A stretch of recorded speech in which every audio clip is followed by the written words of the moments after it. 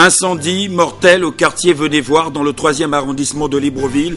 Bilan, 5 morts, des enfants pour la plupart qui ont péri en l'absence de leurs parents. Les causes du drame ne sont pas encore connues. Les pluies diluviennes qui s'abattent dans la capitale gabonaise inondent certains quartiers de Libreville. De nombreuses familles se sont réveillées ce matin encore, les pieds dans l'eau. Prestation de serment des 9 membres de la Cour constitutionnelle. Demain, à la Cité de la démocratie, la cérémonie solennelle sera présidée par le chef de l'État, Ali Bongo Ondimba. Madame, Messieurs, bonsoir. Merci à vous de nous rejoindre sur Gabon Télévision et bienvenue à cette édition d'information, la principale de la soirée. En ouverture, cet incendie mortel au quartier Venez-Voir dans le 3e arrondissement de Libreville. Bilan, 5 morts, des enfants pour la plupart qui ont péri dans les flammes en l'absence de leurs parents. Les causes du drame ne sont pas encore connues. Sur place, Félix Moudi Bangoï et Jean-Raoul Badinga. Attention, les images sont vraiment choquantes. Attention aux âmes sensibles. C'est un ciel qui apparaît groggy ce matin après avoir pleuré toute la nuit. En ce 23 octobre, Venez-Voir se réveille en larmes. C'est pas la pluie qui a frappé, cette fois c'est le feu. La gravité du drame à notre arrivée s'explique par le nombre de véhicules de Gabosep. Sur le lieu, le feu a fait 5 morts, 5 enfants, dont les âges varient entre 4 et 1 an. Première version de fait. Ce matin vers 8h25 comme ça, 8h30, j'étais là à ma terrasse. En regardant comme il pleuvait un peu, je regarde sur la toiture, je vois la fumée. C'est là où j'ai dit à ma fille que pourquoi il y a la fumée sur la toiture. C'est là où elle m'a dit que non, tu sais qu'il pleut. Forcément, ça doit avoir la fumée. J'ai dit non, sur les autres toitures, il n'y a pas la fumée. Pourquoi seulement que là-bas? Quelques minutes après, la fumée a changé de couleur. C'était devenu maintenant noir. J'ai dit maintenant, ça c'est l'incendie. Parce que quand la fumée est déjà noire comme ça, là, ça doit être l'incendie. C'est là où je suis sortie. J'étais là en train de crier au secours. Il n'y a personne. Comme mon fils était dans la chambre, au lieu d'appeler mon fils, j'ai appelé maintenant le nom de mon femme Marie. Que venez au secours, oh, il y a le feu, il y a le feu. Où sont les gens qui sont dans la maison là? C'est là où les gens sont sortis. Ils sont allés calmer le feu. Il a donc fallu attendre l'arrivée du procureur de la République pour évacuer les 5 corps vers Gabosep. C'est un drame qui suscite une véritable curiosité et des interrogations au regard des faits. Première interrogation. La maison du drame possède 2 appartements. L'appartement concerné n'était pas alimenté en électricité et les occupants vivaient dans le noir. Et s'il y avait branchement, le court-circuit aurait brûlé à la fois le plafond mais également la toiture. Or, cela n'a pas été le cas. Deuxième interrogation. La maman partie très tôt le matin aurait laissé les enfants endormis, bercés par la pluie, mais surtout derrière elle, des portes entrouvertes. Curieuse histoire. Le feu qui a consumé le plafond est retombé, tué uniquement les enfants, a juste effleuré le lit sans pour autant toucher le matelas qui aurait accéléré l'intensité du feu et tout embrasé. Cela n'a pas été le cas. Quatrième interrogation, dans une chambre qui s'embrase, comment ce jeune de 4 ans a-t-il pu se battre pour rassembler ses frères et sœurs au coin d'un mur et les protéger de ce feu assassin? Si, ici, l'on peut parler de l'instinct de survie, ce même instinct de survie aurait conduit l'enfant à ouvrir la porte et à alerter les voisins. Sans pour autant marcher sur les plates-bandes de la justice, l'incendie conduira sûrement à une véritable enquête policière. Au matelas qui n'a guère brûlé, il y a la porte qui n'a pas été touchée. Alors comment les 5 gosses se sont retrouvés là? Simplement comme déplacés en plein sommeil, placés tout doucement sur un tas de linge, comme imbibés d'essence et brûlés. La puissance de l'explosion n'aurait-elle pas été étouffée par la pluie? Là également la question. Le feu ne serait-il pas parti du bas pour atteindre le plafond sans pour autant consumer la toiture et le lit? Mais dans quel état pouvaient se retrouver les enfants? Drogués ou tués d'avance? La police judiciaire a lâché les chiens. La justice fera son travail avec déjà cet indice. Si la fumée s'échappe par le haut, c'est qu'il y a bien eu le feu en bas. Voilà autant d'interrogations qui ouvrent des pistes à cette enquête. Plusieurs quartiers de la capitale gabonaise victimes d'inondations après les pluies diluviennes qui se sont abattues sur Libreville la nuit dernière, orchestrant de nombreux dégâts. Le constat de Joyce Lorna Awangi et Victor Moudouga. Ce sont les pieds dans l'eau que certains riverains de plusieurs quartiers de la capitale se sont réveillés. La pluie, qui a débuté tard dans la nuit de lundi à mardi, n'a pas eu d'autre choix que s'inviter dans certaines habitations, créant de véritables dégâts.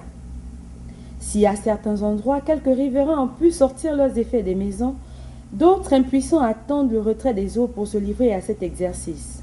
Dans d'autres quartiers, comme le Haut de Guégué, Nzengayong et bien d'autres, où des travaux avaient été engagés pour l'assainissement de la ville, le constat est triste. Là-bas, tout est quasiment irrécupérable. Nous ne sommes pas la première fois, nous sommes à la troisième fois et aujourd'hui c'est plus que les autres fois.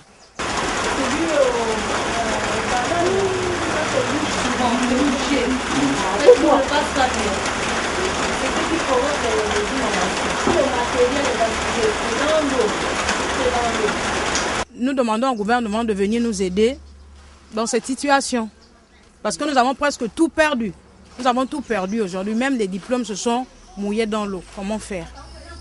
Au moment où l'on multiplie les séminaires et ateliers sur la gestion des catastrophes naturelles, comprendra donc fin ce phénomène qui ne cesse de faire des sans-abri dans notre capitale.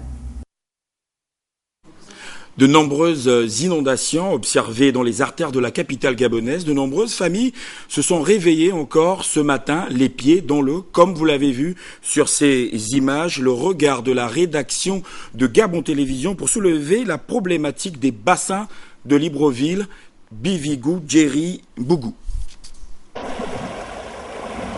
Que se passe-t-il encore avec les bassins versants de Libreville? Les années se suivent et se ressemblent. Que dis-je? Les inondations se suivent et se ressemblent pour certaines populations de la capitale et de l'arrière-pays.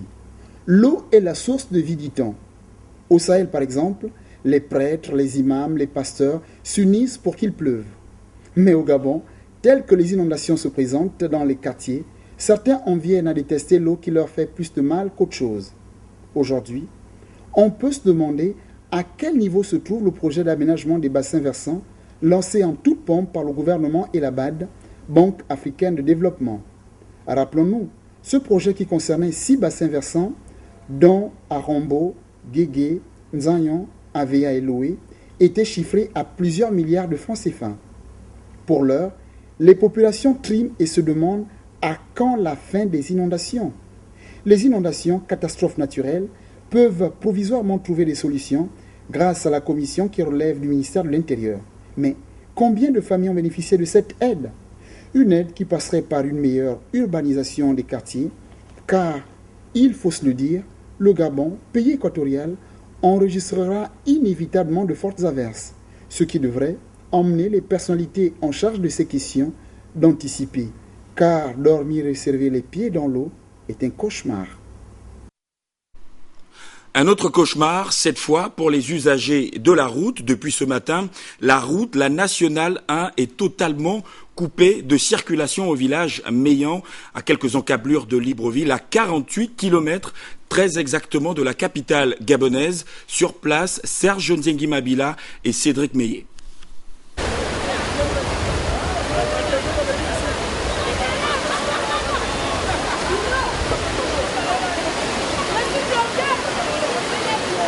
Il était exactement 8 heures du matin lorsque s'est affaissée sur le poids de l'âge une buse située au village Meillan à 48 km de Libreville.